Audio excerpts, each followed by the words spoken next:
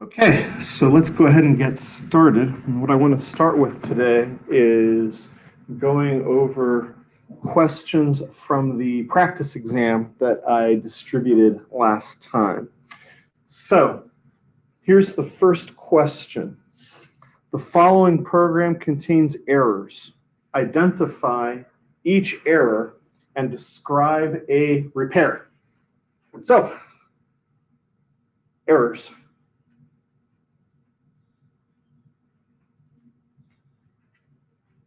If you haven't looked at it already, look it over. Let me know what you think. Is it perfectly flawless, or does it contain some errors?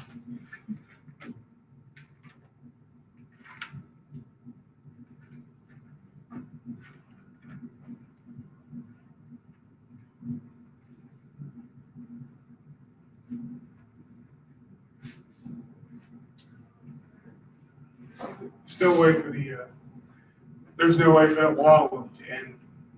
Why not? Because there's nothing to call the quit. There's no input for the quit. What about this line right here? Input equals in dot next line. That should acquire a string, which is what input is. Okay. I don't know.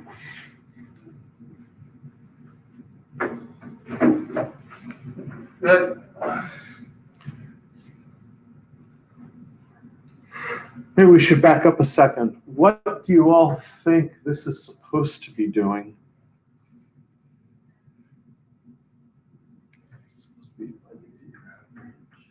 It's supposed to be finding the average of what, Ira? The sum, I guess. The average of the sum of what? The numbers that you input. The numbers that you input. Good. So this is a block of code that's supposed to be finding the average of the numbers that are input.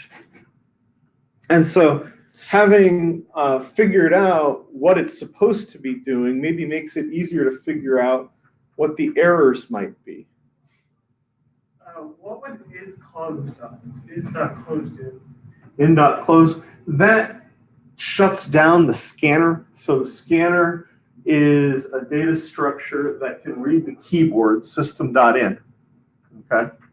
And in.close just says we're done with the keyboard. So that is not an error. Okay, I was just curious what that did. Sure, of course. It's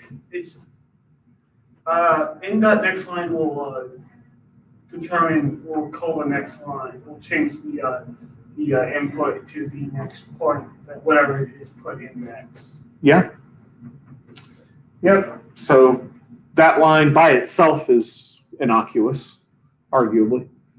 Honestly, the problem is if we do that method. Okay, there's a minor problem with, because if quit is called, it will shut down the system entirely because but it won't close properly because its input is needing an integer, not a.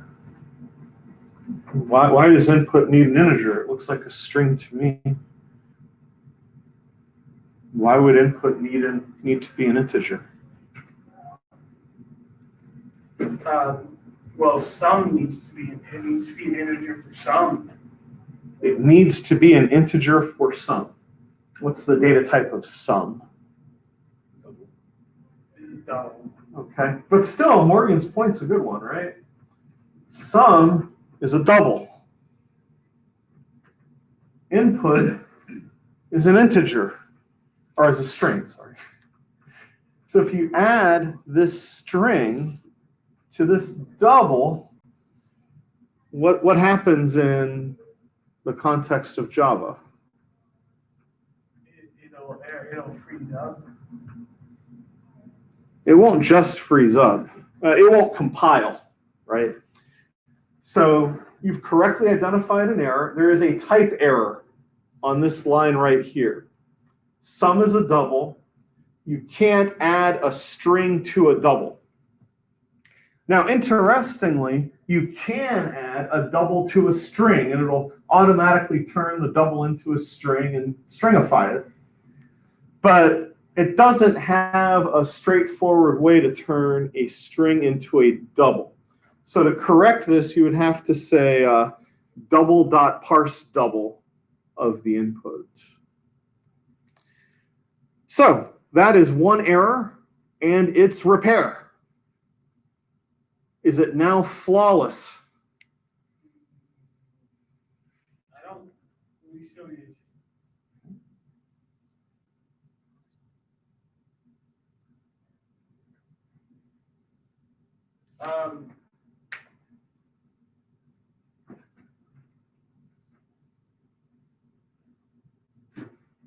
I'm not exactly, but system out print enter value. Does the next line after it have to, it's basically whatever you put in? So this prints this prompt. The cursor then appears here. The user types something, hits enter, it gets entered in there. Okay, it's just something that I want to think about.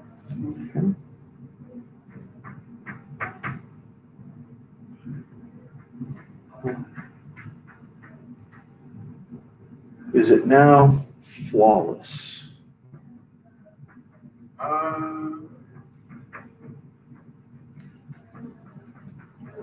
I mean, to be fair, the instructions say it contains errors, which is plural, and we've only found one, which is singular.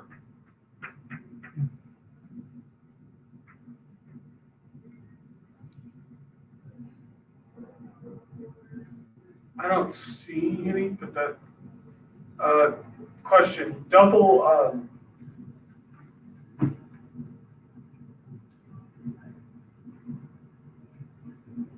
I don't, what do doubles do again? Another question. I'm just trying to remember what they do. Doubles represent floating point values in scientific notation. Okay, so basically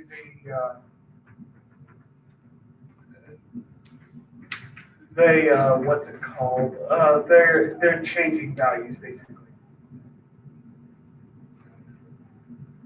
Changing isn't quite the word.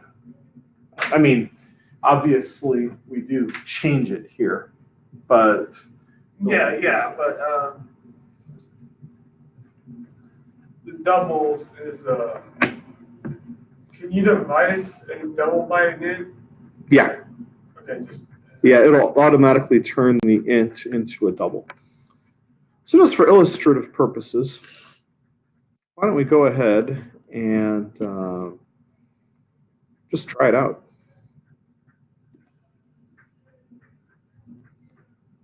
So I'll quickly create a new project.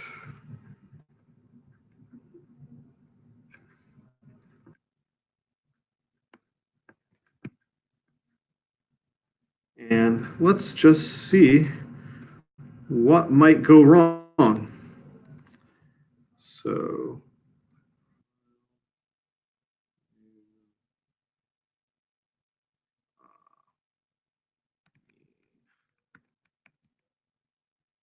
all right, so we're going to call this class mean, and then we are going to fix this error, which we know to be bad, and let's go ahead and import scanner. Sorry, so that was a compile error. Double dot parse double corrects that, and so now it'll compile, which means it should also run. So let's see what happens when we run it. I mean scanner is just an import issue. Yeah, that wasn't the sort of thing I was super concerned about on this question. So I'm going to enter 3, 4, 5, and now I'm going to type quit. Oh, if it's quit, It should, but instead I got an error. I typed quit, literally quit, and my loop kept going.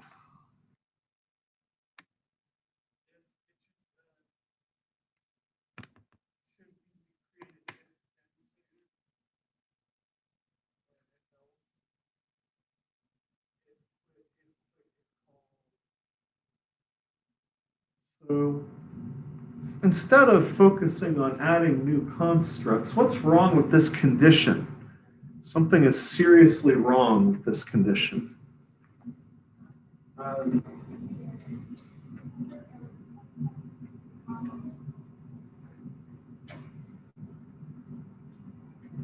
Conditions aren't exactly my best. They should be by Friday. Well,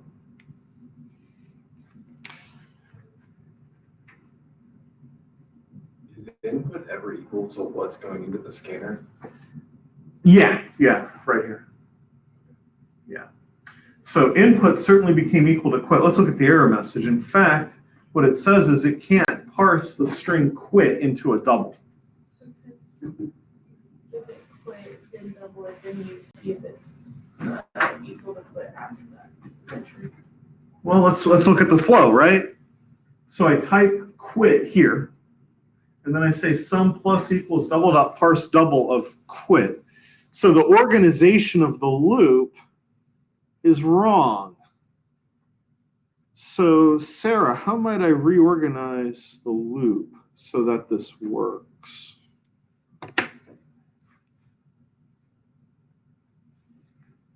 Like, clearly we can't have line 12 happen after line 11.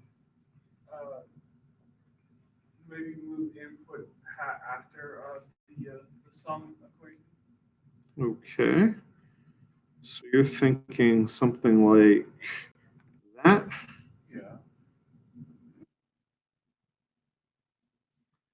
Okay, so let's see how that would work. Comes in, input is 0. We add 0 to the sum, so that seems harmless.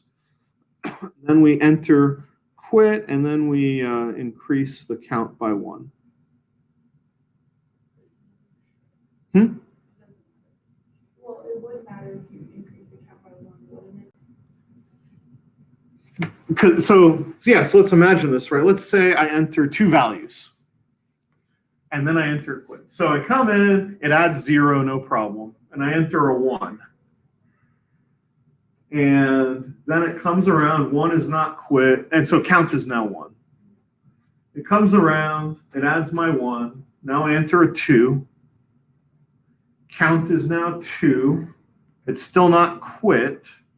So it adds 2 to my sum. Then I enter quit, and now my count is 3. So that's probably not great. That was my idea, but So there does seem to be an issue with count with this particular incarnation.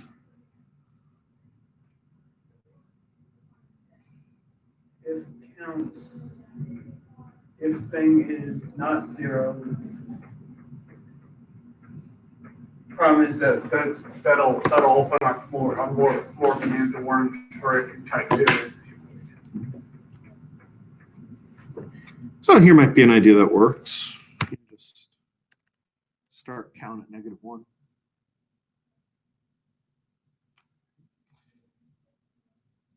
So let's try it again. Oh, well, that's This still isn't going to work, but it's getting there. So I type in 3, I type in 4, I type in 5, I type in quit, and actually I got that same dumb error again. yeah, but why?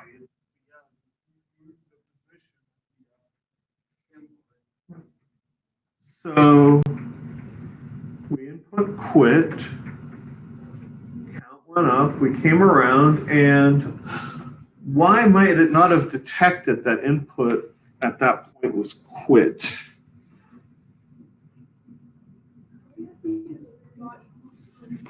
We do, yes. So we have to remember that the double equals and the not equals only compare primitive values and enums. So dot equal. We need to do dot equals to input dot equals for strings. Equals quit. And then, of course, we need to make this false. We want it to continue as long as it's not equal to quit. So with these little reforms, let's try it out.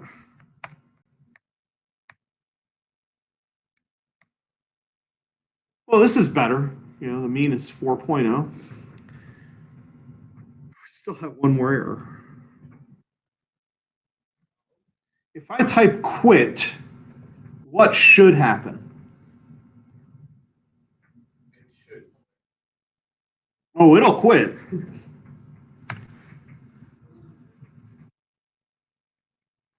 What is that? Hold on. I need to take a look at this. In A? I don't know. Okay, so go ahead and have a seat. This stands for not a number. Why is the mean not a number? Well, does it divide by 0? Tell me. Why does it divide by 0? Well, it should be 0 divided by 0. It comes to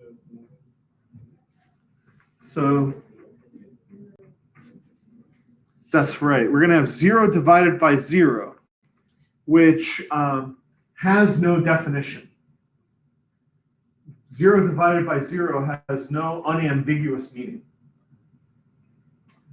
And so we say it's not a number. So here's a way we could fix that. We could say if count is greater than 0, we do these things. Otherwise, we would say there are no values, so I can't compute a mean.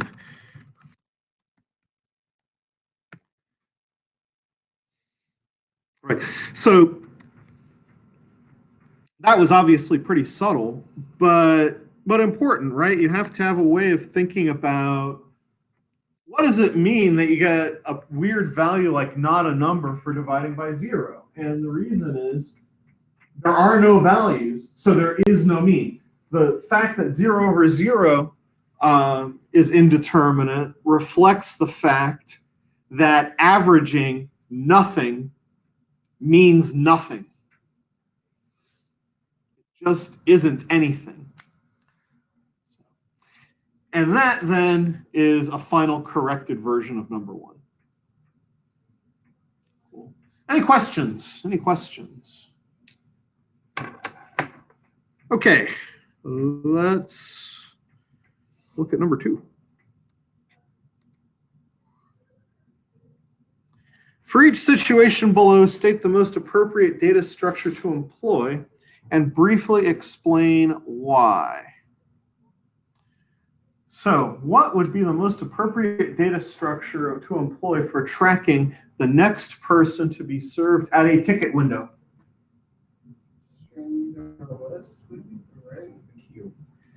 Paxton is correct. A queue would be the most appropriate data structure. And why would it be the most appropriate? Briefly explain why. Because it's first in, first out. And that's our social expectation of going to the ticket window. Exactly. Good. Maintaining records of n people, while the time to access the record of person I does not depend on n.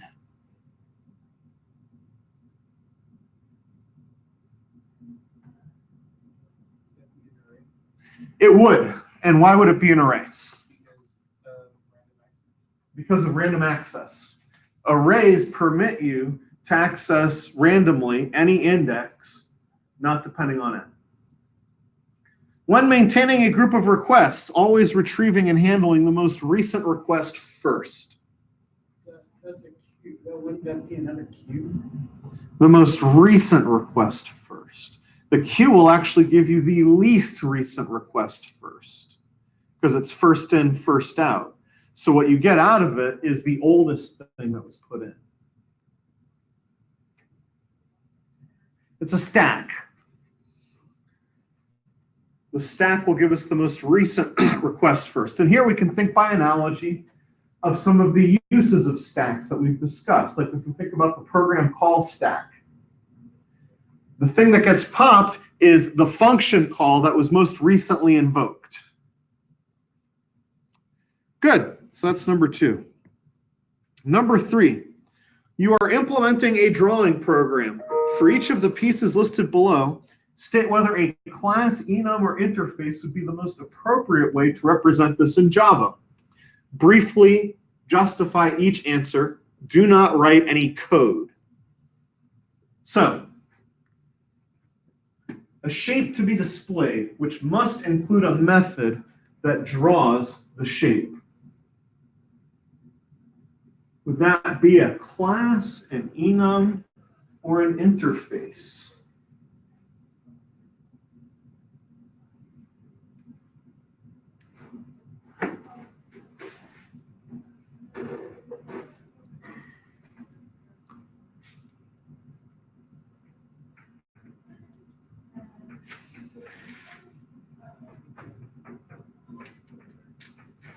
Hold on, I need to, would it be a, I need to use the left. Okay, so elaborate on that. So since it's gonna build the shape, it would be able to put the methods inside the class. Right. So Elijah's correct.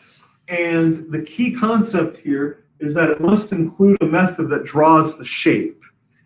In order to have a method that draws the shape, it's going to need data about it. It's going to need information about it. So it needs a class. So it needs to be a class. Okay. Morgan, if I were to enlarge the text, would you be able to sit down? Yeah, I'm sorry. It's just a position of, position of. Why don't you sit in front of Ivy so that you can get a better view? Okay, that can do. Yeah. Can do. All right. Good. So Elijah was correct about that. So this part B, a collection of shapes to be displayed, including the current location for each shape.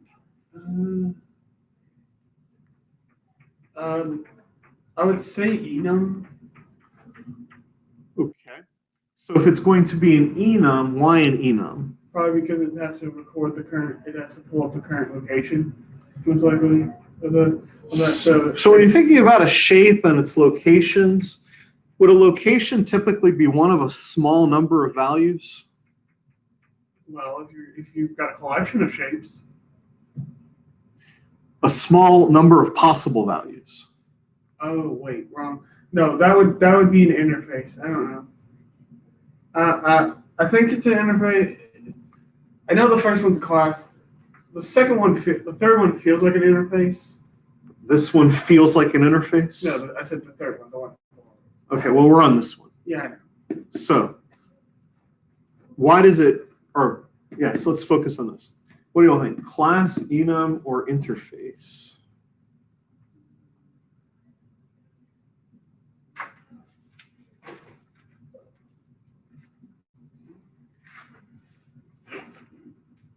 What was that, Elijah? I think it's an interface. And why do you think that? Because it's the collection of shapes and then you're trying to get the location. So an interface is certainly what I had in mind for this question, and I'll elaborate on why. It doesn't really say what kind of shape it is. It's kind of left ambiguous. And so, but nevertheless, all shapes will have a notion of a location. So if you have an interface for shapes, you can have a collection of them, like an array of them. And each of these shapes, in turn, will at least be guaranteed to have a method representing the location. Good. All right, what about part C? A color to be used when displaying shapes. Each shape is displayed one of using 10 possible colors. Yes, Paxton. Enum, And why an enum? because it's one of 10 possible values. Exactly. We have a small number of possible values, and that indicates an enum. Good. All right, we might come back to number 4 in a minute. Let's jump ahead to number 5. Examine the singly linked list of strings below. The first node is accessed via a variable named front. Employing only variable assignment and setNext and getNext methods, write code to transform the list so that it exhibits the structure below. Okay, so we have an array list. My thing is that we need to store these each into an array list. That is not how you are to think about this. This is a linked list, not an array list. And the first node is accessed by a variable front, and that's all you've got. Of course, if you can get to the first node, you can eventually get to all of them. Then, only by doing variable assignment and using a setNext method and a getNext method, those are the only tools in your arsenal. We need to transform the list so that it looks like this. Any thoughts as to how we would go about this?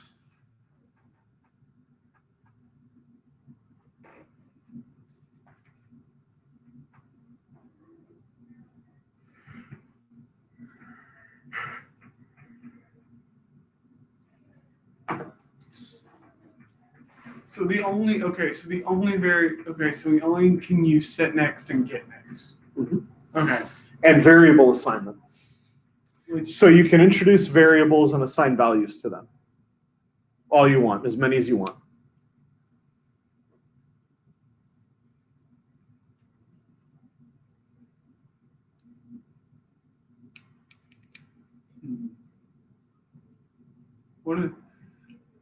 can I get an idea of what I get what they I think I get what setNext does, but I want to understand what getNext does. It gets a pointer to the item after the current node. So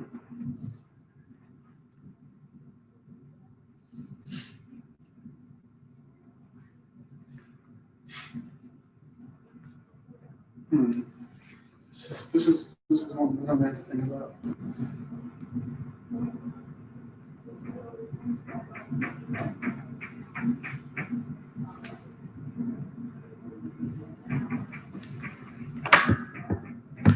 So why don't we begin maybe by just thinking about this conceptually, and then we can talk about how it could be coded. So here is our list, right? And I can sketch it for you along these lines. Okay. Which no Insta program wants to. So, and then, oh, of course, we need the target, right? So what we want it to look like is this. Null is whatever comes after the list.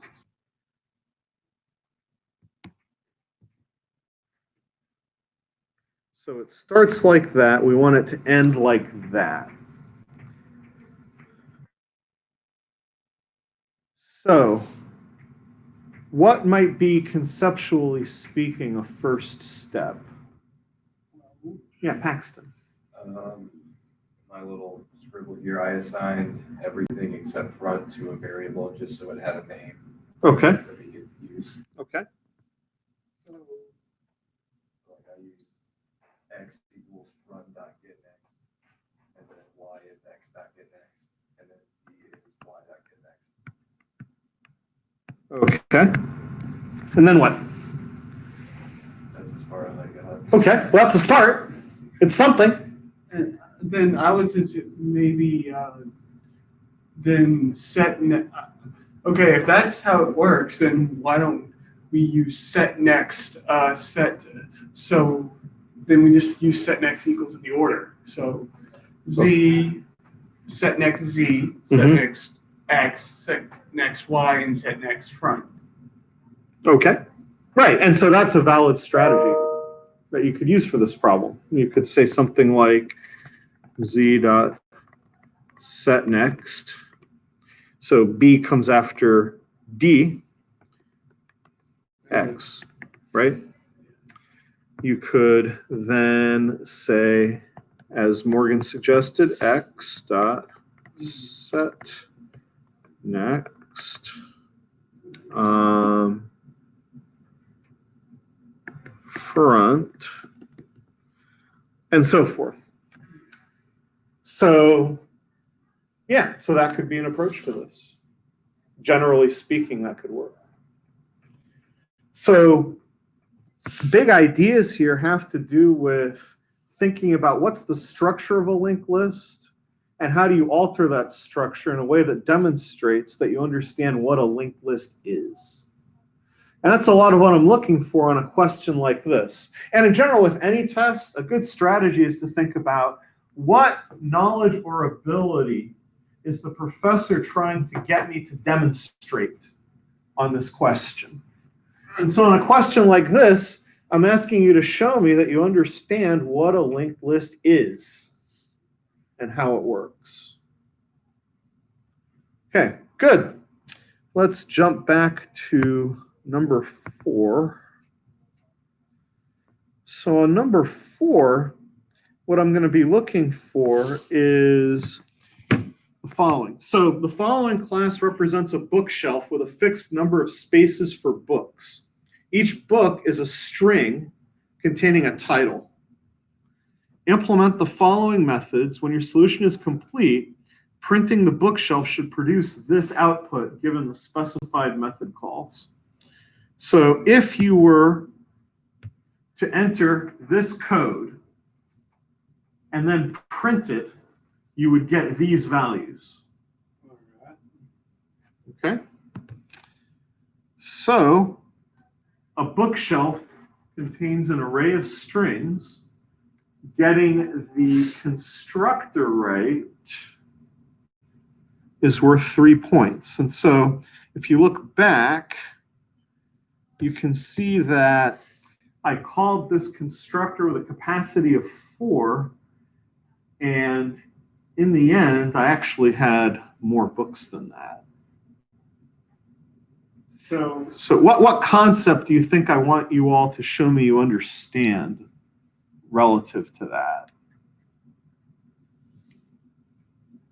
that we've covered in detail? How to enlarge an array. Yeah, so I want you to be able to show me that you've mastered the skill of starting with a fixed size array and then resizing it as you go. And so, I mean, the amount of space suggests that you're not exactly going to write a ton of code there. In fact, why don't we do this just to make this logistically easier? I will go ahead and create a class here in IntelliJ. Whoops. So we can type out a solution easily. Come back. File, new, Java class, bookshelf. And if I jump back, code, we will copy the code. Obviously, you don't get to do this on the test, but for illustrative purposes, I think this will be helpful. So now I'm going to come back here and, oh, whoops. That was redundant. Okay. And let's just back all these things up.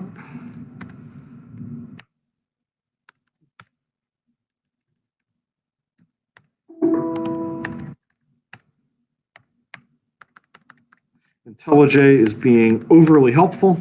Overly helpful. All right, let's come back here. So we've got those methods. We've got these methods on the next page, which I will copy over.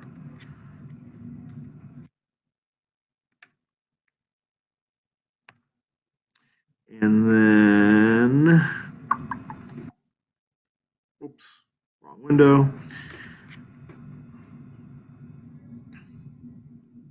And then we've got this insert method, and that'll wrap it up.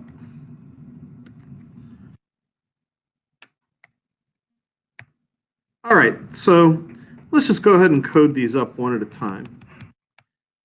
So what is my constructor going to look like?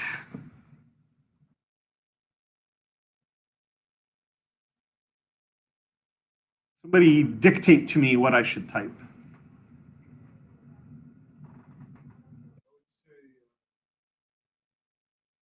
String book equals new.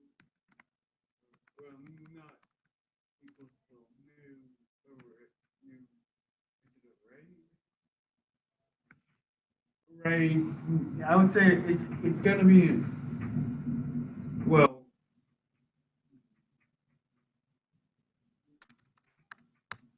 Where does capacity wind up in there?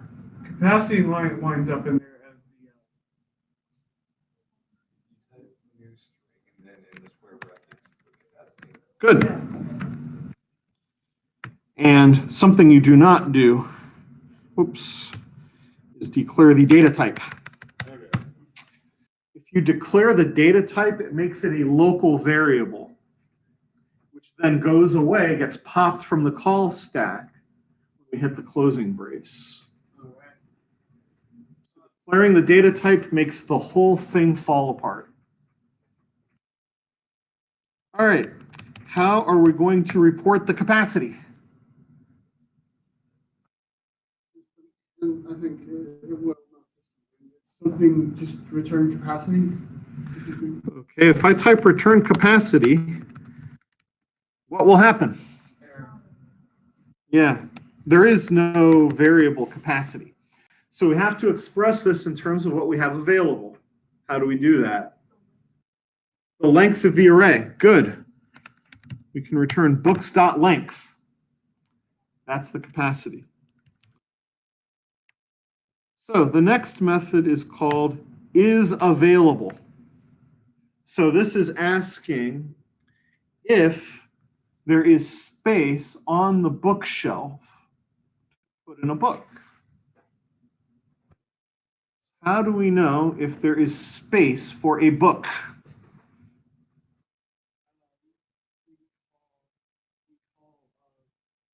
Books dot spots or not, no, books bracket spot. Or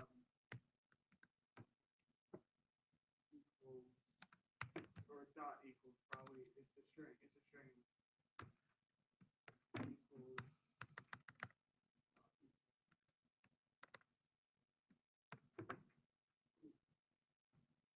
Gotta equal something. Okay. Maybe whatever would be considered. So maybe null. I don't know. That was just my idea. That's what I. This is an interesting case where double equals actually makes sense because you're doing a reference comparison. That is, so you have the right idea that checking for null is what we need to do. We actually use double equals here because null is not actually a string. It's a memory location of nowhere. So if that cell in the array has no pointer, it's null. And there are a couple ways we can do this. One way would be something like this. Oops, I keep hitting page down. One way would be something like this, right? Return true, else return false. So you could do that. If it's available, if that spot is null, otherwise it's not available. But here's a super concise way to do it. You can actually say return books of spot is equal to null. In other words, you can actually have a condition serve as a Boolean literal. The if winds up being redundant because the condition itself is a Boolean and becomes true or false. I would give full 100% credit if you use the if statement. Don't get the wrong idea. But that is a more idiomatic way to do this. All right, print. Print should be a loop. It should be a loop. So for Yes. I equals one or no 0 0.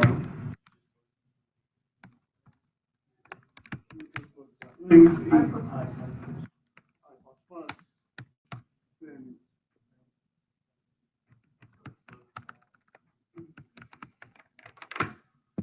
print it It should be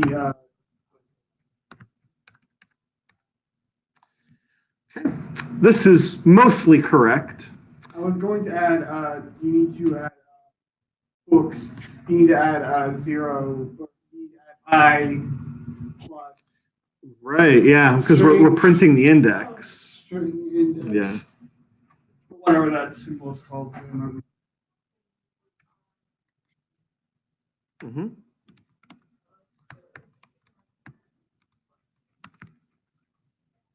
Okay, let's glance back here. Are there any other tweaks that print might need? Look carefully at that output. Are there any other tweaks it might need?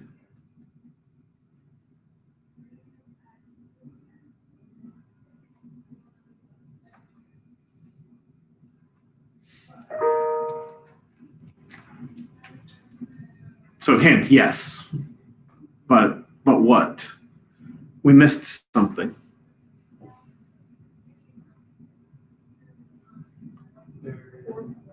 What about the fourth one? It's just not there. So let's look at the sequence of activities, right? We inserted Wuthering Heights at 2.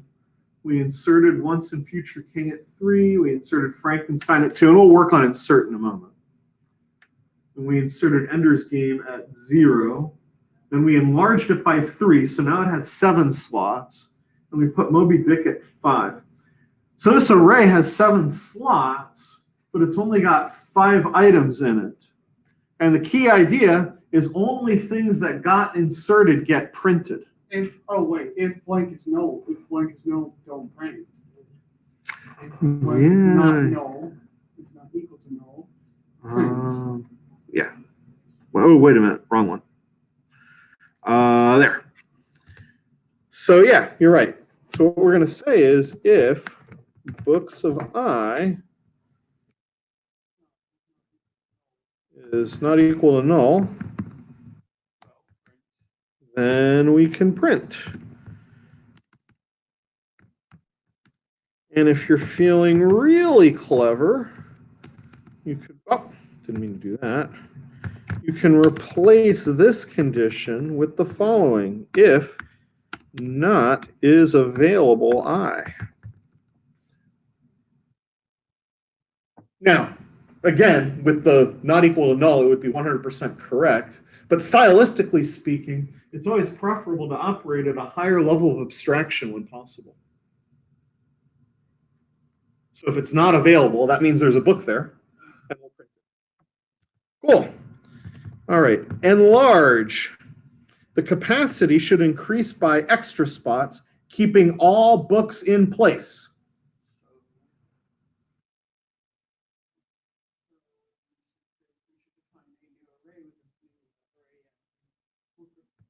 Look at shelf size. Okay. So how do we do that? So strings, parentheses, strings brackets. New book, New array equals. new.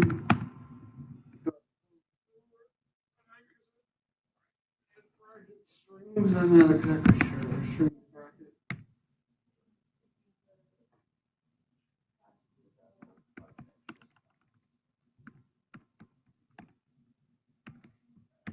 Good. What do we do next? For every item in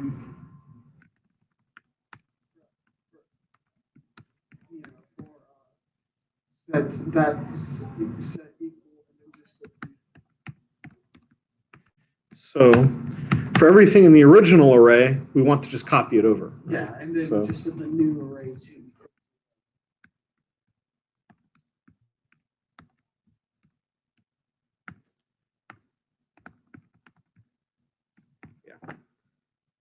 So that'll enlarge it. All right, insert.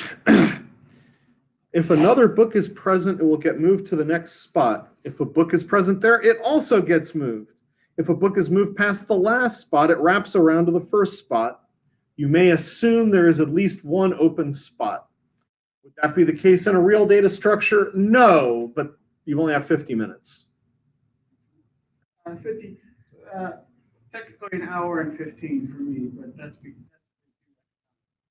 Granted. Okay, so how shall we go about this? this is one I don't understand.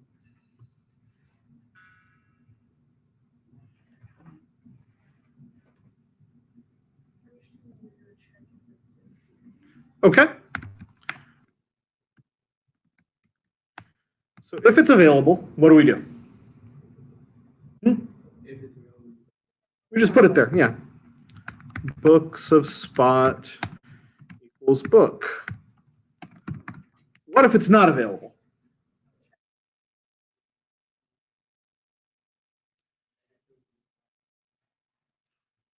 So here is the super duper clever version. String moved equals books of spot. Books of spot equals book. And now insert moved to spot plus 1.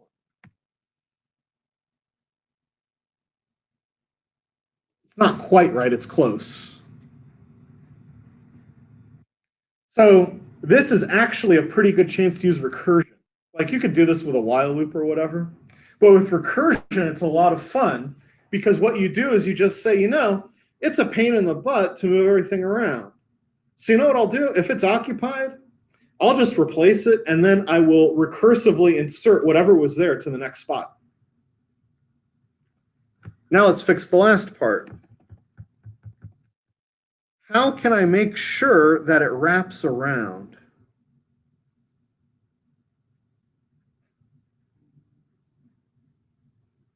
It's very simple. It uses the most useful integer arithmetic operator in the language. Check it out. Take spot plus 1 modulo the capacity.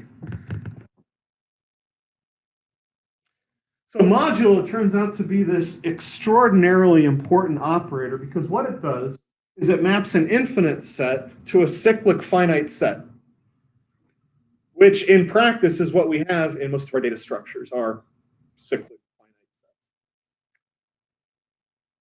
And so that is probably the easiest way to do insert is with this subtle yet potent use of recursion. So yeah, so we take a really hairy problem and just make it easier by using recursion. Using itself. Yeah, just use itself to solve it.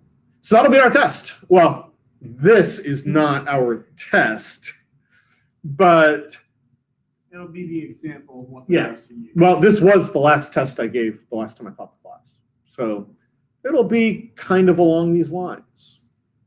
It won't be identical, but the ideas we talked about today should help in doing well. All right. Any last questions? Well, we're kind of out of time. I'll see you all on Friday. Early Friday.